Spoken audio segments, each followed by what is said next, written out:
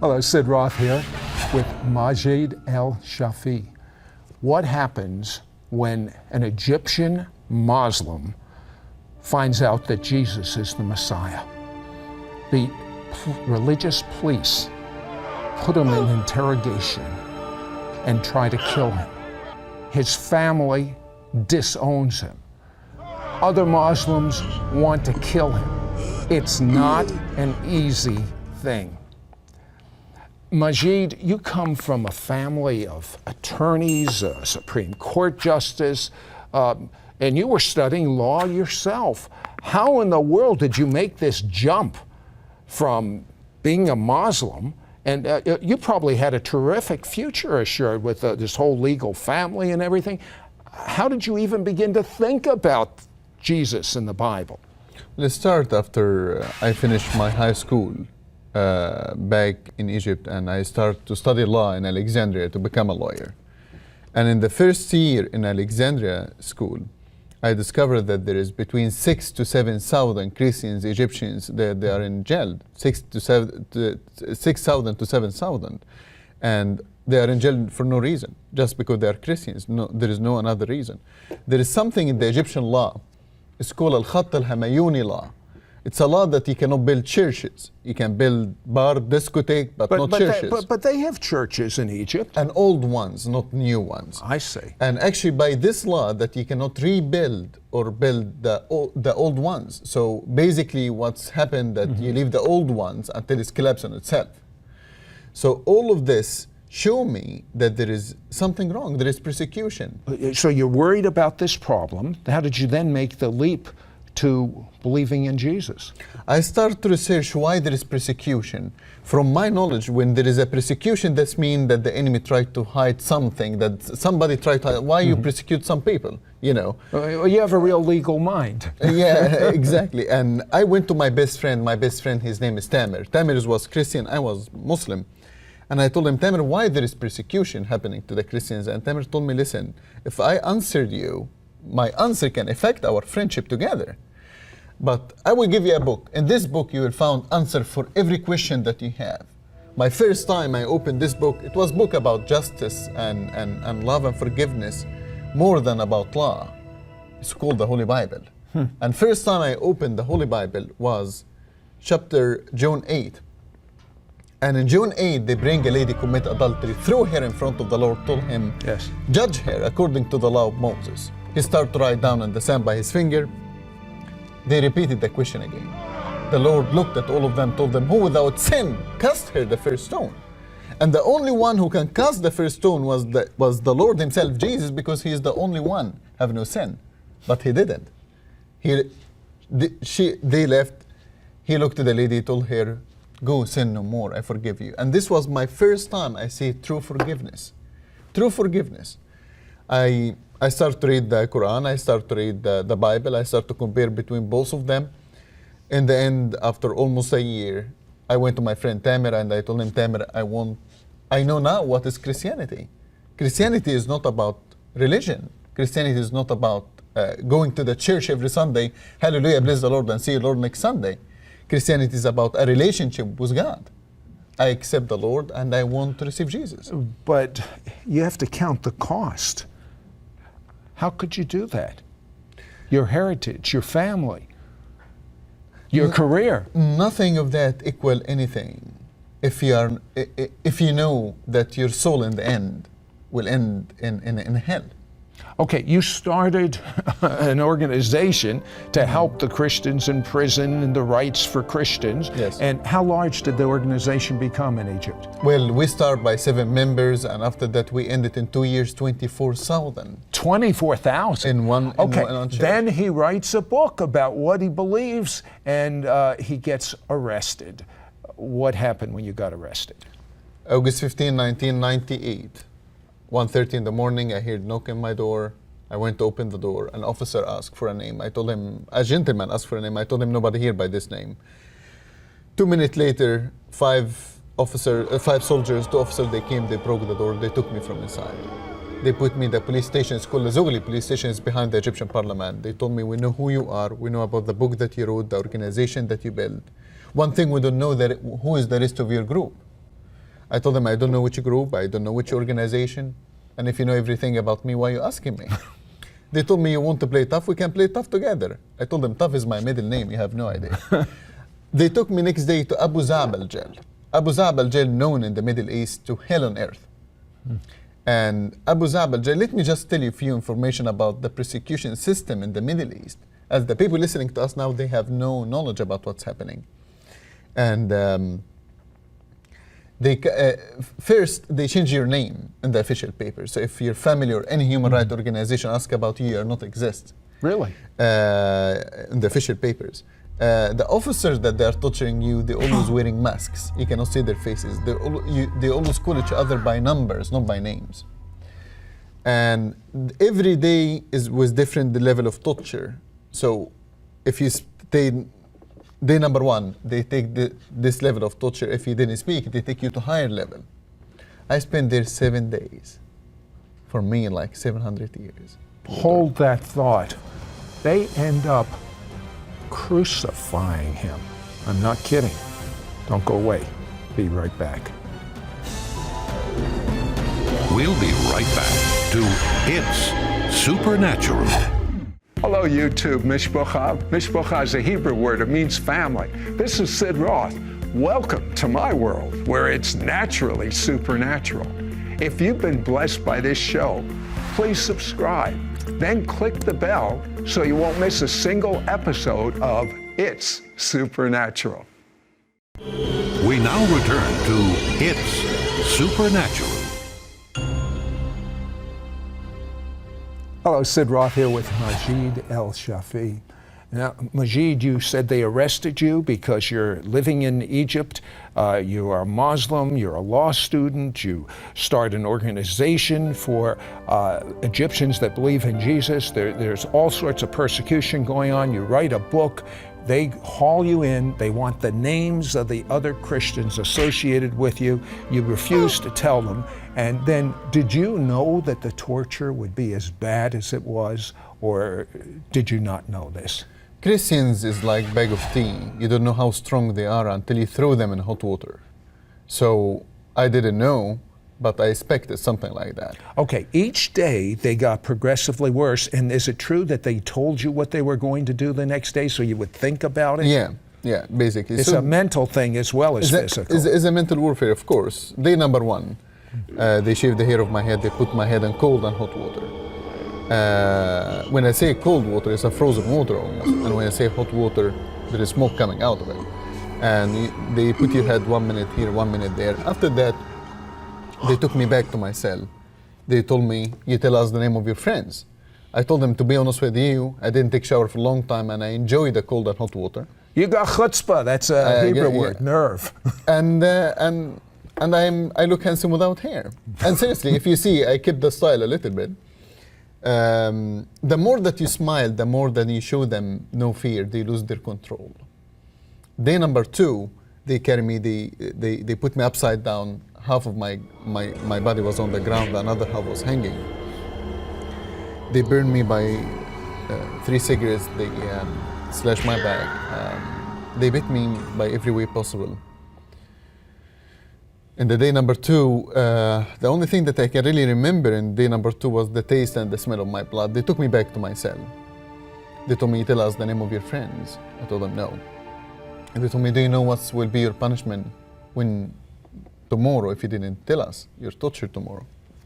I told them no. They told me that we release 3 dogs to attack you. The 3 dogs trained to attack human beings, to eat flesh. And they closed the door.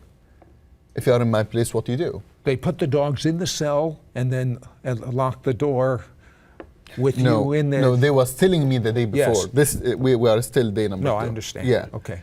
And so they opened the door. Day number 3, if you are in my place, what do you do? I just prayed to the Lord and I told him, Lord, just take me home. Basically, just, kill me before tomorrow morning. That would have to be a horrible death, to have these attack dogs. And I was scared because I was afraid that under heavy torture I can mention the name of my friends. I'm still flesh and blood. Day number 3, they opened the door. My cell is dark. the corridor, the light in the corridor is red light. They open the door, you can see the shadow, the three dogs getting closer and closer, and you can hear their noise, their voice, the feet. And I went and I sat down and in the corner, and I waited for pain and agony, and I covered my face by my own hand. And the dogs get closer and closer and closer, and suddenly I couldn't hear the noise. I couldn't hear their voices. I took my hand away from my face to see what's happened. The three dogs sitting around me, none of them attacked. Soldiers and officers start to kick the dogs to attack. Yes, of course. You see, these dogs train to listen to their master, but there is no higher master than Jesus Christ. Long story short. They took the set of the three dogs, and I can hear the soldier telling them maybe they're sick. Bring me another set of three dogs. They bring another set of three dogs. Another set of three dogs sit in the same position, but the middle one took a step forward, and he licked my face. Well, what did the guards think about that? The guards didn't know what's happened. They took the three dogs. They closed the door. All of them, they was talking about miracle. They didn't know what is miracle. And but they was talking about what is miracle, and they are talking it's miracle. And they took the three dogs. They left. Day number 4, officer number 27, big huge man, strong man. He came. He opened the door. He told me, "Listen, I'm not afraid from you." I told him, "I know that you are not afraid from me. I am the one who's supposed to be afraid from you. You are the one that's torturing me." Do you have chutzpah? He told me, "Listen, I'm here to make with you a deal." I told him, "I'm listening." He told me, "You tell me the name of your friends, I will release you. Whatever you like, I will give you. You want a big house? I give you a big house. You want a brand new car? I give you a brand new car. You want beautiful ladies? I give you beautiful ladies. Whatever you want, I give you."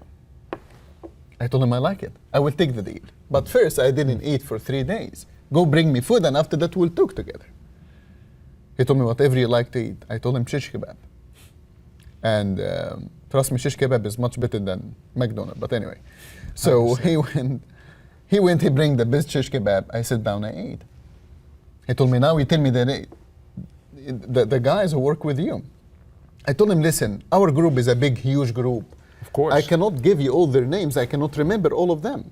But I will give you the name of our leader. You can catch him, and he can tell you exactly the rest of our groups." He told me the leader. I thought that you are the leader. I told him, "No, sir, I'm just a servant." He told me, "Okay, give me the name of your leader." I told him the name of our leader, Jesus Christ. If you can catch him, catch him. Oh my goodness. Now, he didn't react too well to that. No, he didn't like it. What did really. he do? Well, officer number 27, he punished me 2 punishments. The first punishment that he slapped my face. And he was a strong, big man. I hit the wall.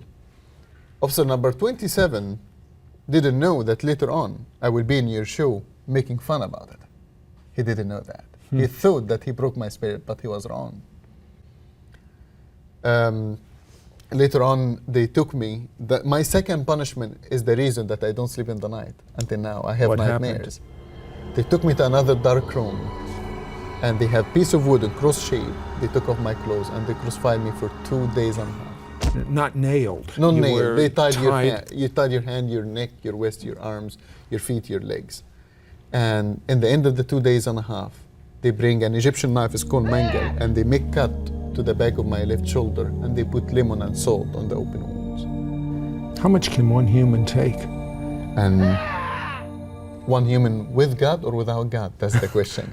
I'll tell you what, hold that thought. We'll be right back, because they could not break him. And what do you think about these attack dogs not attacking him? Sounds like Daniel in the lion's den. Be right back after this word. We'll be right back to It's Supernatural. We now return to It's Supernatural. Hello, Sid Roth here with Majid, and I don't know about you, but how can a human take what he went through? So they did succeed. They didn't break him, but they sure broke his body. And they take him to a hospital, if you could call it such a thing as a hospital. And he is so thirsty. They don't expect him to ever walk out of that hospital alive. He's so thirsty. What happened, Majid? And I slept thirsty in this night, and the Lord came to me in vision, and he gave me water in his hand. And he told me, "If you drink my water, why do you need any another water?" And I drink from the river basically of his hand, and next day I will start to move my hands, and a week later I start to move my arms, I start to move my body, and I was healed completely to the picture that you see this. Okay, but his friends recognize now that he's healed, he has a new problem. They still want to get him. And so he has to get out of Egypt. Now he's surrounded with other Arab countries. He's a Muslim that has rejected his faith, now believes in Jesus. The only country that he could possibly go to was Israel. What did you think of Israel?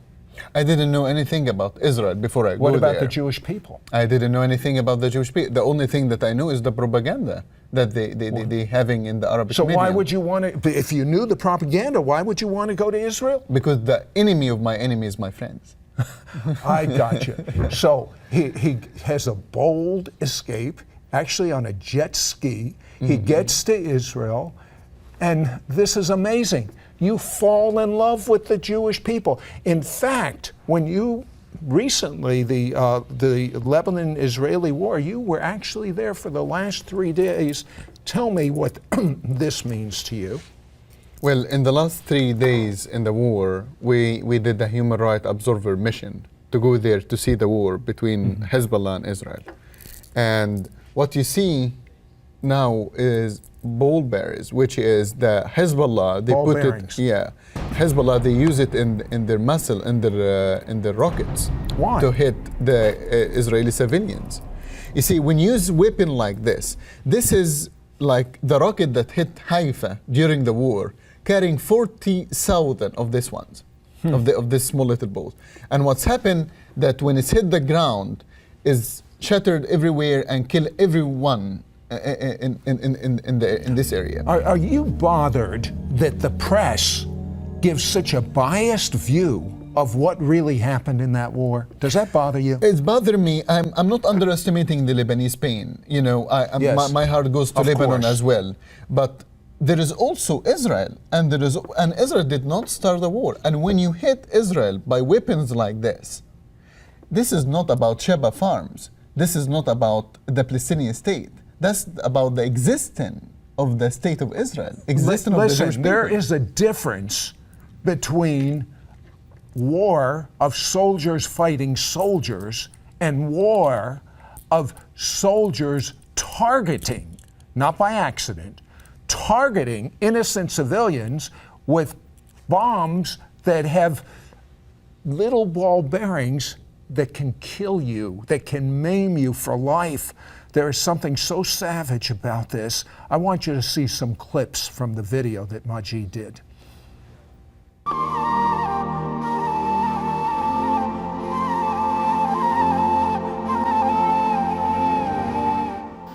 It was a big shock because since 1948, this city was never under fire or never in a state of war. It's for the first time that we were under a shell of rockets. It brings you to a state that you can do nothing because you stay behind walls and in secure areas and just wait that the rocket will hit your head. Those who are carrying 40 kilos of ball berries, this is a small metal which is inside, and once the rocket hits a solid ground, it scatters around in a vicinity of 1,000 meters. And whoever stands in this vicinity gets killed. It's simply horrific, meaning it simply tears a body apart. It doesn't give the person, you know, when the regular bomb falls, it gives the person a chance. This doesn't give you a chance. It simply throws holes into you. And this is simply inhuman. This is something which is not done. These missiles are made by Syria. Countries do not produce these kind of missiles. It's simply, the only purpose of this missile is to kill, and preferred to kill civilians. And this is something that the world cannot tolerate. At Haifa's Rambam Hospital, Majid prays with Israeli Arab Christians Nicola and Sana Haik. Sana's spinal cord was pierced by a single ball bearing from an exploding Hezbollah missile. The mother of 3 children, aged 3, 5, and 11, is now paralyzed from her waist down. We are here in Kiryat Shmoni. This is a house a family, civilian family, was living here, and the Katyusha fall on the house. And this is pieces and part of the Katyusha. And as you can see, it's a civilians, his house belonged to a family. It's not a military base, it's not anything about army. But here it is, Hezbollah attacked this house, attacked this place. It is so important for you to see what the media is not telling us. Why is the media not telling us this? Many of them are afraid for their life. But there are so many Christians that I call real Christians, not the Sunday, go to church Friday with their leather Bible saying, praise the Lord, but ones that live it. Majid, I have to tell you, I'm Jewish, and you literally provoke me to jealousy, but there are many Christians that are suffering just the way you suffered. Do you have a message for the countries that are torturing Christians right now?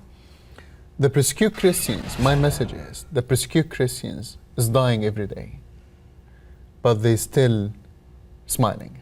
They are in very deep dark night, but they still have the candles of the living God. Our enemy have very strong army, have very strong weapon, but we have the Lord Almighty. Believe me when I tell you, they can kill the dreamer, but no one can kill the dream. And that's my message. I have an idea. For peace. I would like to tell President Bush this. Maybe I won't get the Nobel Peace Prize, but I have an idea for peace. How in the world, in the Middle East, which the whole world is jockeying in right now, trying to figure out how to have peace when there is no peace, how can Arabs and Jews ever get together? How can Muslims and Jews ever get together? Do you really think that you can legislate this? Yes, you can, for a short period of time, and then it'll be worse than the short peace that you had. But God has a solution. Tell me the emes, the truth. What do you feel about Israel and the Jewish people? Look in that camera and tell them what you feel about Israel and the Jewish people, just quickly. What I know or what I feel about Israel, they have the right to exist. They suffered and they have the right to exist. We need to understand that Israel and the Jewish people, they suffered a lot in the past. And it's about time that Christians and Jews together, even secular, they understand that we need to help, we need to stop, we need to be there for them. That's how I feel. Give me your hand. I'm going to tell you something. We are one new man in Messiah. Amen. Jew and Muslim, because the middle wall of separation has come down. Okay. And you know, and I know, and now you know, in Israel there are Arabs and Jews that love each other.